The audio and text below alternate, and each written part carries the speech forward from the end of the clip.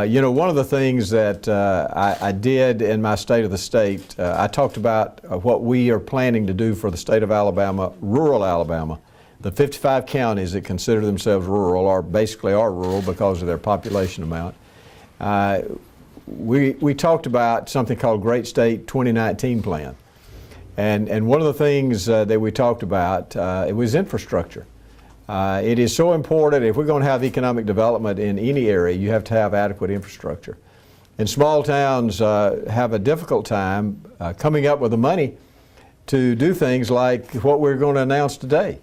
If it were not for our community block grant money that comes from the federal government, and let me say this, I want to thank our federal partners in Washington who usually always support our CDBG grants. I want to thank Representative Gary Palmer, Congressman Gary Palmer, who represents this area, and of course Senator Sessions and Senator Shelby. They are very good to also support these grants. These grants are really the lifeblood for rural Alabama. They really are. Yes.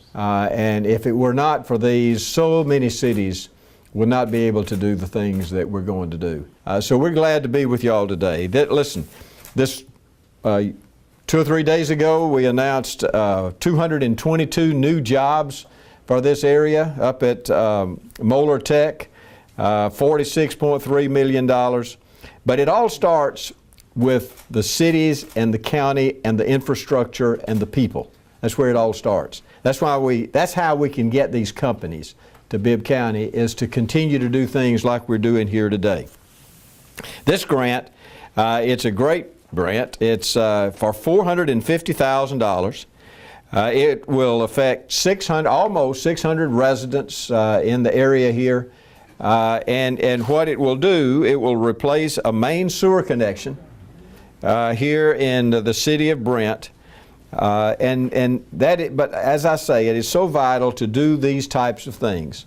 So when we put together all of our assets, all of the possibilities that we have for the state of Alabama, the community block grants, community development block grants are truly a vital part.